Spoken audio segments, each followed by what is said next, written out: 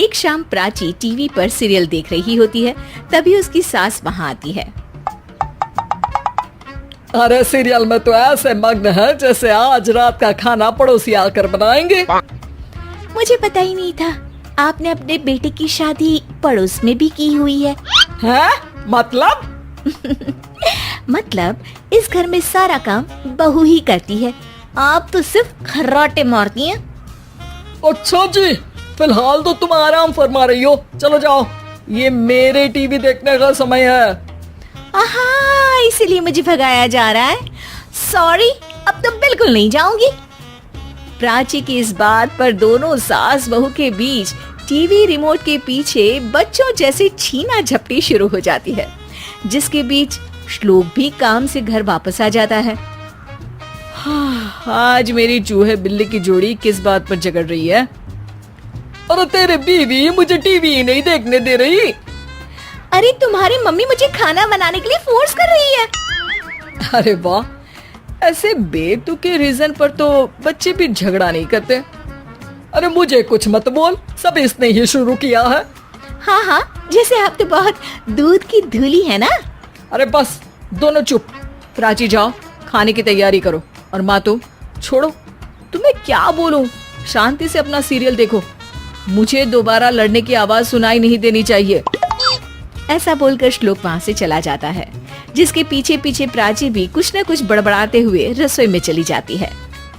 हाँ हाँ, सासू जी को तो कुछ बोलेंगे ही नहीं, बस मुझ पर ही हुक्म चलता है, खाना बनाओ, जैसे मैं इनके घर में खाना बनाने के लिए आई हूँ। इसी तरह शाम बीतती है और रात को श्लोक और प्राची की सास खाना खाकर सोने चले जाते हैं, लेकिन प्राची गुस्से में कुछ खाए बिना काम में ही लगी रहती है। इस घर में किसी को घंटा फिक्र नहीं पड़ता, मैं खाऊं या भूखी रहूं। प्राची कुछ देर के लिए रसोई से बाहर जाती है और जैसे ही वापस आती है तो वहाँ दूध का भरा ग्लास देखकर हैरान रह जाती है। फिक्र पूरी है, बस दिखाना नहीं है। प्राची दूध पीकर सोने चली जाती है और अगली सुबह एक बार फिर सास बहू का कार्टून नेटवर्क स्टार्ट हो जाता है। ये तुमने ही किया है। अरे अजीब जबरदस्ती है, मैं बोल रही हूँ मैंने कुछ नहीं किया। दोनों ने मिलकर पूरे घर को पागल खाना बनाया हुआ है। यहाँ कोई नॉर्मल इंसान तो रह ही नहीं सकता, इसीलिए अब पड़ोसी क्या रिश्तेदार भी घर आने से कतराते हैं।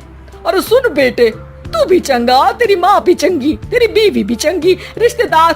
हाँ जी, आपको नहीं पता क्या, गंगाधर ही शक्तिमान है, रिश्तेदार ही। हाँ हाँ, बस समझ गया। कभी जानवरों जैसे लड़ेंगी तो कभी जुगलबंदी करेंगी। भाई मैं आप दोनों के बीच में नहीं फंसना चाहता।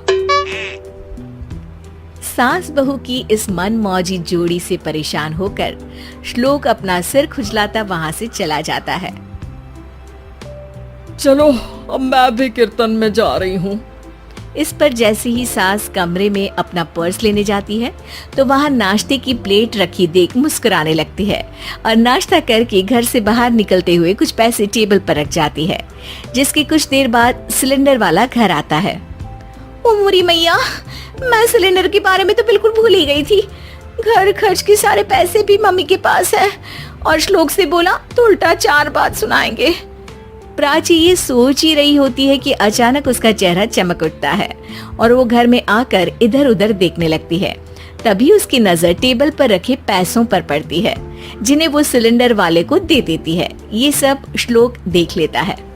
अच्छा बेटे, इतना बड़ा घोटाला, सबके सामने मैं तेरी दुश्मन और पीठ पीछे तेरी मेरी यारी। इस पर श्लोक एक प्लान बनाता है और शाम को सब एक साथ बैठे होने पर बोलने लगता है। माँ, तुम दोनों की बहुत लड़ाई होती है, इसलिए मैं सोच रहा हूँ कि प्राची को उसके घर छोड़ाऊं, इससे वो भी खुश रहेगी और तुम भी। अचानक श्लोक की ये बात सुनकर सास बहू शौक से उसकी तरफ देखती है। अरे ऐसे कैसे घर छोड़ाओगे, मुझे कहीं नहीं जाना। अरे तुमने बोला नहीं पर मैंने सुन लिया, तुम्हें मम्मी के साथ रहना अच्छा नहीं लगता, मुझे पता है। अरे वाह, अरे जब बहू खुद कुछ काम बोले तो वो तुझे सुनता नहीं, और अब जो इसने बोला ही नहीं वो तू समझ गया।